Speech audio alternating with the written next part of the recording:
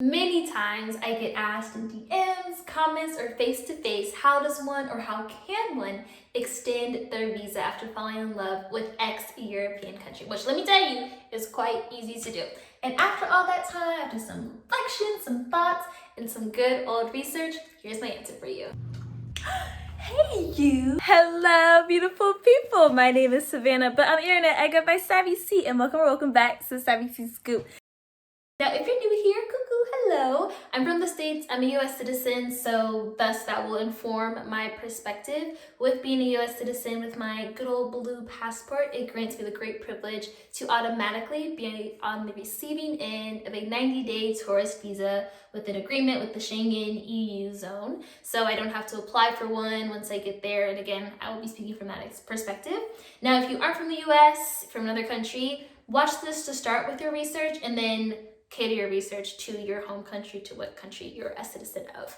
My first advice before I get into the 8 specific ways to extend your visa in an EU country is this: to speak to an immigration lawyer as soon as possible, ASAP. That is your immediate action step that I would highly recommend doing. Immigration lawyers, they're a little expensive. Let me not lie to you, they're expensive. You can find some that are not like pro bono, but are not private. So maybe they're like public law, and they can be a little bit on the cheaper side, more affordable side. But they're paid the big bucks for a reason. They know what they're talking about. They're movers and shakers and can find you those legal loopholes so that your situation is not only catered to, but it's pretty like signed to delivered 100% versus trying to do it on your own and you can maybe have a little slip up, legally speaking. So yeah, I would do that first, meet with an immigration lawyer, and then again, here are the 8 ways to extend your visa. Number 1, SCHOOL. You gotta go to school to beat that bell. Get your ass into somebody's class. You hear me? You hear me? Being a full-time student in a European public university, chef's kiss, it is the cheat code, let me tell you. It's what I did. I moved to Paris in September 2020 to get my master's from the American University of Paris in French. I can't speak for many other European countries, but for France in particular, I can with authority. They're really big on education, so they prioritize that. It's pretty much like signed to delivered, your shoe in, and it's a good guarantee. You get so many discounts, so many perks. You're really on this like that fast track. You are able to work internships. Your hours are limited and your salary is it is adjusted, but with the discounts, the perks, the benefits that you get from it, really make it worthwhile, and also really shows that country that you're integrated in, that you're going to be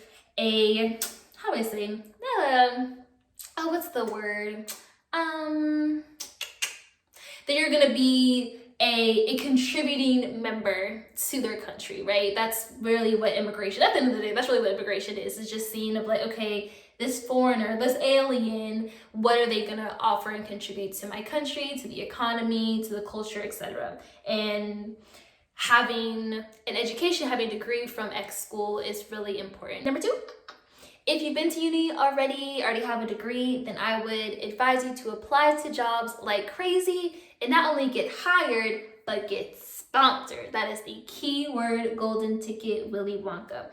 I'd first reach out to your past jobs, colleagues, etc. Use your personal network, then build from there. With your past jobs, past colleagues, etc., reach out to see if you've worked for any companies that are international, that are on a global scale, any people who have made that transition before, where they've worked at a New York office and have been transferred to Paris, where they've worked in Dallas and they moved to Cape Town, South Africa. They've done that transfer already, and see if that's possible for you. I know quite a few people who did just that. They worked for 2-3 years in a company statewide in Canada or in the UK, and then transferred to a location, right? Transfer, is that the right word? I don't know. I've never been a corporate baddie, so I don't know if that's the right word, but you moved offices to a different country, to a European country, and stayed there. Also with that, more often than not, your salary will be, if not the same, really comparable, which is a huge plus, so you can still have that quote unquote,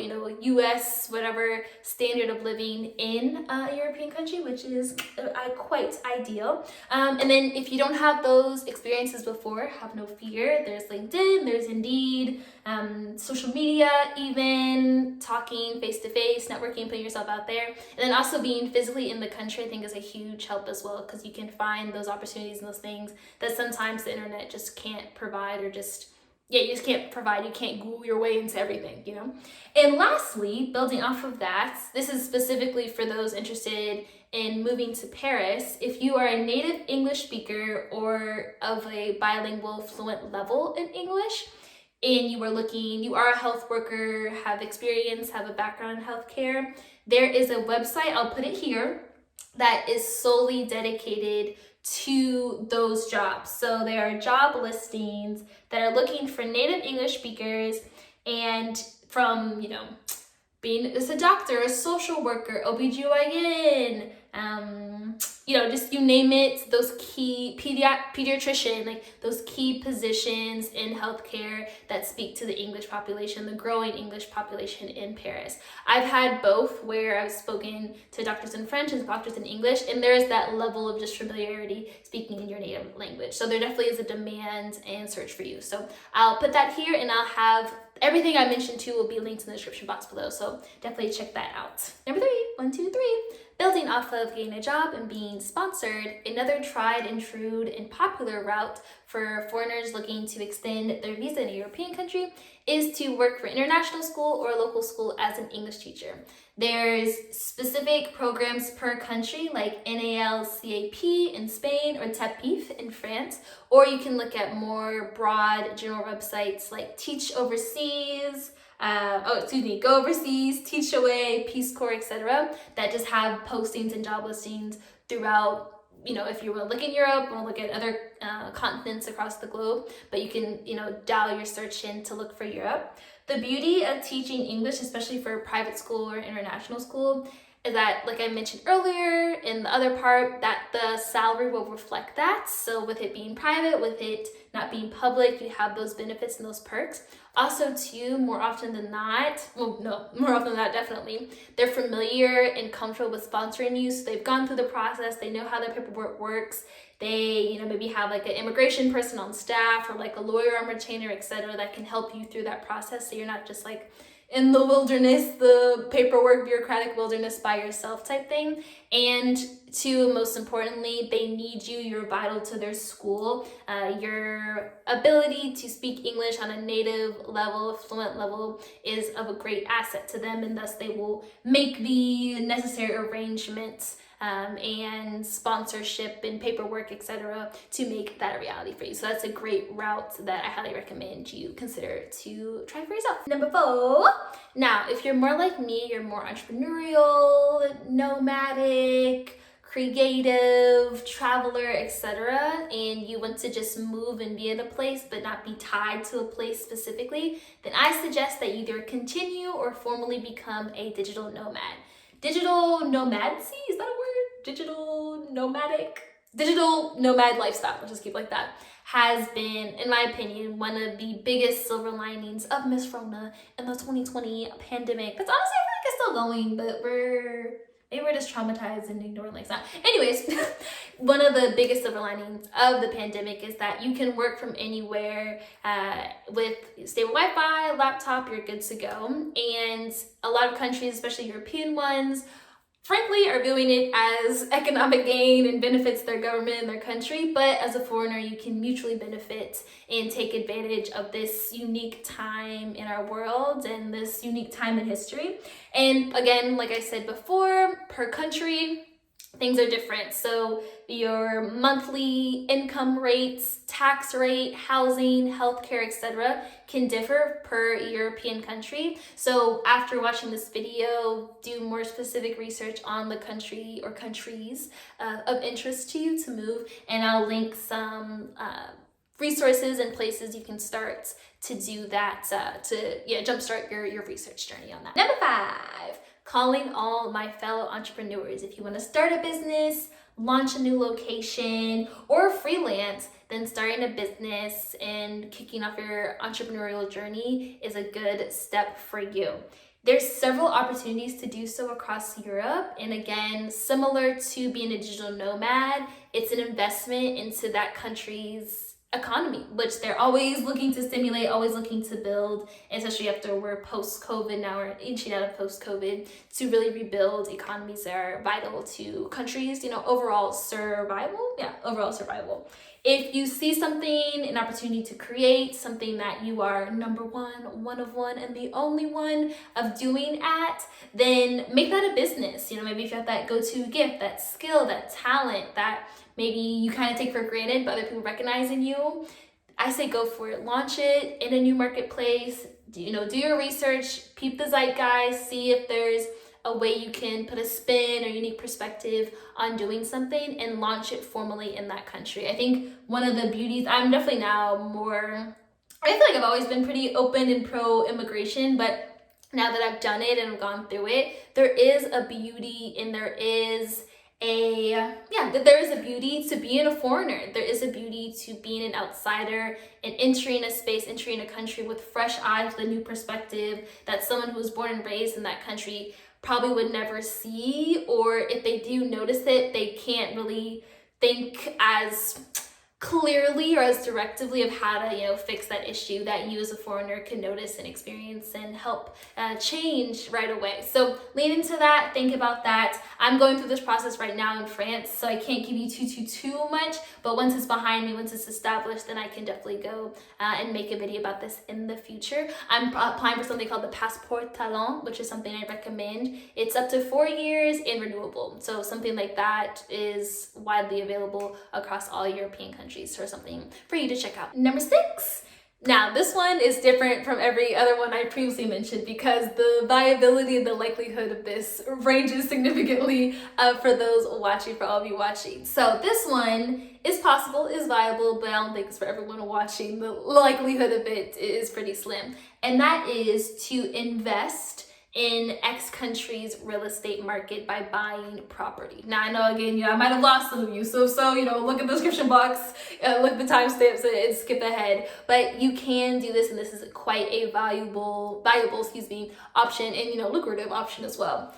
Similarly to starting a business, being a digital nomad, etc., if you make a significant economic investment in the country, you will thus be rewarded. So, for example, like buying a rundown apartment, buying into a new development, buying an old fixer-upper house, etc., you will be greatly rewarded by getting a visa, which more often than not will fast track you to the C word, as in citizenship, for not only you, for your family as well, if that's applicable to you. There's something called the golden visa in Greece, which does just that. If you make an investment, I believe it's 250,000, but you don't have to put all of that up right away, and you can take loans and everything, but I think it's at least 250,000 euros invested in a property. You are automatically on that fast track of a golden visa. You receive that, and that, again, fast tracks you to the good old citizenship, get that EU passport. Hello, eyes on the prize. Again, a lot of countries have different names for it, different variations, but you do receive that huge benefit of having your visa taken care of, having, all that bureaucratic stress taken away by having such an investment. But on the other end, you have all that money going in. But it could be something that's worthwhile. It can be like a little fixer-upper project to invest, have property of your own. Then you can maybe rent it out to students, to put on Airbnb, or you and your family, or just yourself, the game's all year. You can do a little solo trip to have that piece of property in X country. Number 7. Now, I hope this doesn't happen to any of you. I hope and pray this doesn't happen to any of you, but it can absolutely happen. And this is an option that if you are on day 78 to day 88 and nothing of the previous 6 options that I mentioned are remotely panning out for you, then it's time to pack it up and get another adventure. But thankfully, there are some other countries that are in continental Europe that are not a part of the Schengen EU zone. And those countries are, let me look at my handy-dandy notes, Albania, Montenegro, North Macedonia, Bosnia and Herzegovina, Kosovo, Switzerland, hey, no wrong with that, Serbia, and most famously Ukraine, but the girls are literally fighting right now, so read the room, maybe not pop over there right now. Unless you want to help, you can help with the war effort, but maybe not right now.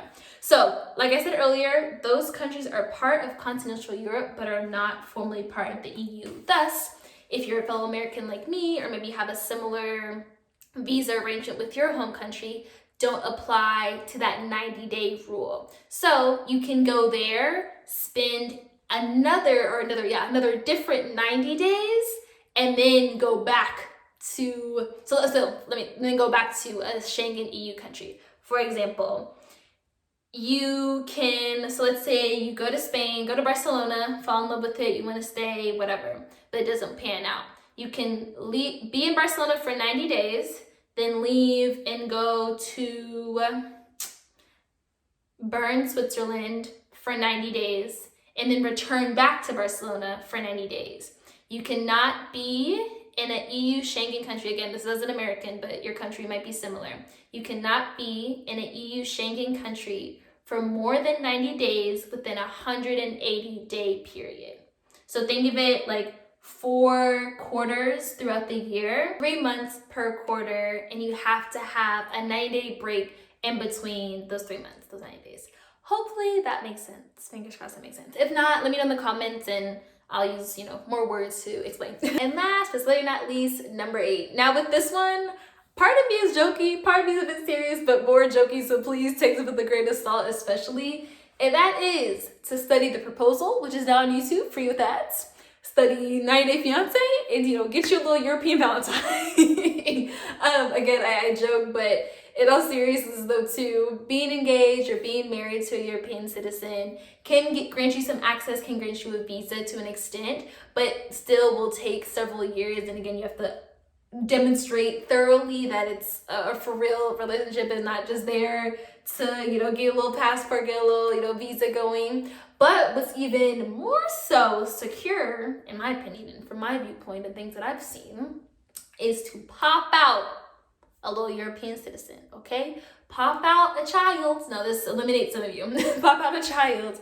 And with that, being a mother of a European citizen, that puts you in a whole other category. Because one, like sympathy, empathy, and just like flat out like being with the child, like separating a mother from his child, like that is just, you don't do that. You just don't do that. So maybe, lean into that. That's really the sacrifice, 9 months plus at least 18 years of your life dedicated to upbringing and raising this child. But, hey, times are tough. Do what you gotta do, no judgment, but do what you gotta do, okay? But yeah, seriously, you can pursue any of those options, and being a mother, being married, those things can further along, but really don't do it, take it with a grain of salt. So yeah, there's that option too. In all seriousness though, firstly, try those 7 options. Think about the 8, but really take action. Try those first 7 options that I mentioned for you, along with speaking to an immigration lawyer. Know that everyone's immigration journey is different. It's literally case by case, person to person. Like I previously mentioned, went to AUP in Paris and studied as an American citizen. And even amongst my fellow cohort, we're all, not all of us, but all fellow US citizens who were studying the same program, doing the same thing, we all had very different journeys to get to France and get to Paris as a student. So it's case by case, it's person to person. And know too that the legal landscape is constantly evolving with laws, with wars potentially, with pandemics. Like a lot of things can vary and change in your favor and sometimes not so much. So just be vigilant, be active, be mindful, and most importantly, be patient. Your avenue, your time will come. It'll all align together and it'll be okay. Hope this helps. Good luck to you all. Bonne chance à tous, as the French would say. Thanks for watching. Let me know in the comments down below any more specific questions you have, any suggestions. Maybe you want to share your story if you're a fellow immigrant watching, or a fellow, American or foreigner living in a European country. Any new programs, things that you did, etc. Put that all in the comments down below. Let's share the wealth. Put each other on. I'd love to see that. As always, I'm sending my love to wherever you are in the world where you're watching this, and I'll see you guys in the next one. Bye!